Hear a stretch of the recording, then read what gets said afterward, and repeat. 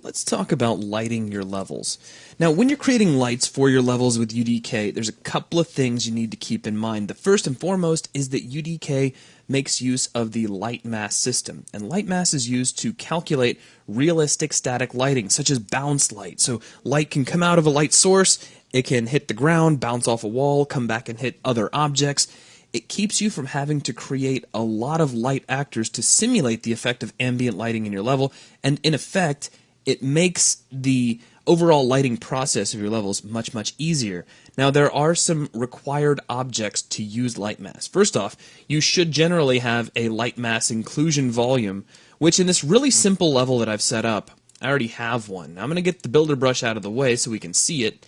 It's just this great big yellow volume we see enclosing the entire level. Now, to create one of these, all you need to do is size up your builder brush accordingly, and then you can right-click on the Add Volume button, and you'll actually see the Light Mass Importance volume.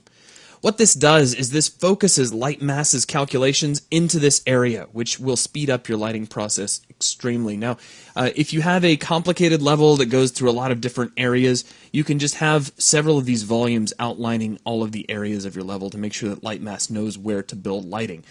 Please keep that in mind. Now, that said, lighting is kind of a deep subject in Unreal. There are a lot of different things that you can do. In fact, you could spend months just studying up on various lighting techniques and artistically different ways to handle lighting in various situations. So the goal here is really just to introduce you to the different types of lights available, to give you an overview of the key properties that you need to know in order to work with your lights. And then we're just going to kind of leave it at that. And then from there, you can start working with lighting on your levels. And a lot of what you're going to learn, you're just going to get from experience. So let's go ahead and get started. The first thing I'd like to do is talk about some of the properties available to all lights in general. So here in this scene, I have just a regular plain Jane point light. And I'm going to open this up. Now, if we expand the light category, underneath light component, we have three categories. The first is light component, and this is where you're going to find all of the common lighting properties. You're going to find all the properties in here will be in every kind of light that you're going to create. Now down from here we have the light mass properties. These are specific only to light mass, and we'll talk about those. And then we have the point light component properties. These are specific just to point lights. You won't find these in things like directional lights, though you will find a point light component in a spotlight, which is something we'll take a look at just a little bit later. Now let's start here with light component. Now I'm not going to go over every single property. In fact, some of these are legacy properties that are here for backwards compatibility, but some of the more important ones. At the very top we have Affect Composite Shadow Direction. This actually affects light environments. Now a light environment, without getting too sidetracked, is a special way to calculate lighting on a dynamic object.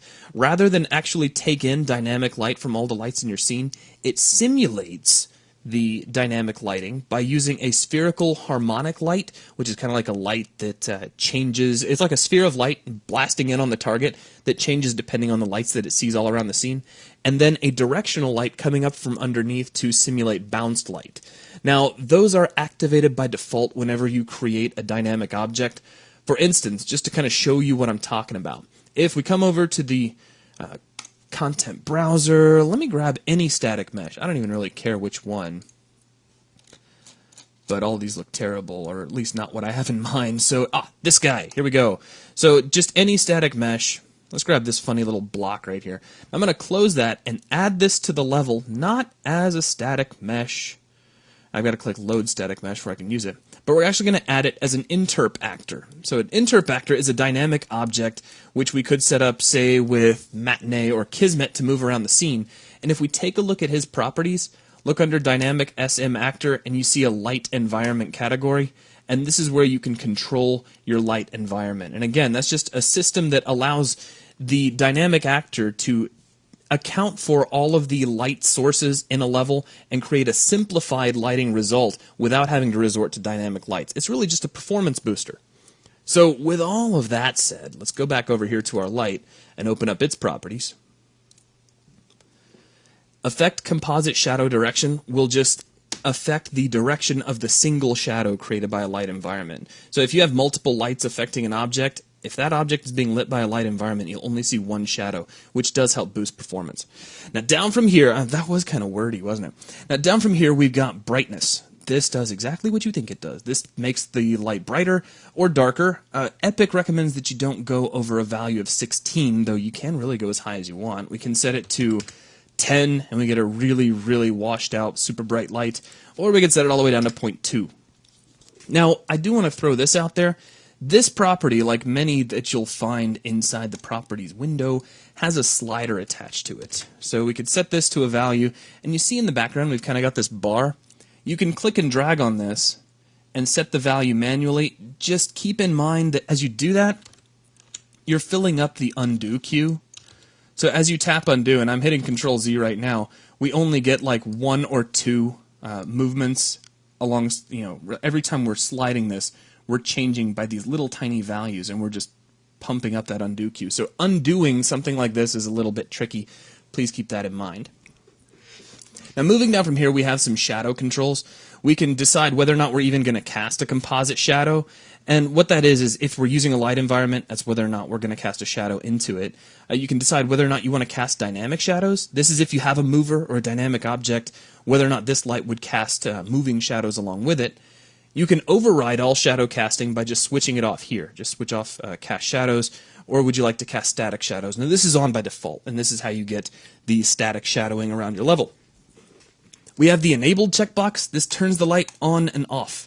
Now if I turn it off in the level, everything goes to unlit. That's because this is the only light in our scene. If I switch back to lit mode, everything is pitch black. So when you notice that your lighting just suddenly looks terrible, it's just because you have none, and that was the only object in your scene that was emitting light.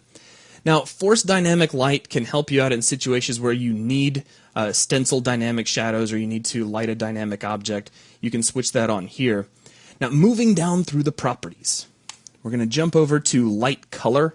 This is fairly obvious. You can use this to change the color of your light. If we click the little, it says find object in content browser, but that's not what it does. The magnifying glass actually opens up color picker. So we could make the light a really nauseating shade of green, which now immediately means that I've got to take my brightness back down, and it's still pretty bad. So we'll pull that back down to just kind of a nice white color, and click OK. And you can punch the numbers in manually, or you can, of course, pick a color that you like. Now, down from here, we have the light environment bounced light brightness. This allows you to control the brightness of the simulated bounced light of a light environment. There's a lot of light environment settings. If you are using bounced light,